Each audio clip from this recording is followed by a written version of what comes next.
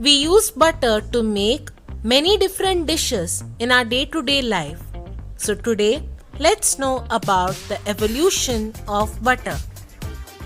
It is thought that butter might have initially been made by ancient Asian nomads while traveling with containers of milk.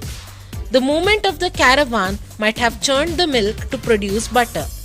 However, the name butter takes its origin from the Greek word butteron, which means cow cheese. Even though the Greeks knew about butter, they never used it as food, but as medicine. It is said that the Celts might have introduced butter in Britain during the pre-Roman Iron Age. They even found a method to preserve butter by adding salt. Ancient records show that for preserving 4.5 kg of butter, almost 450 grams of salt was added to it.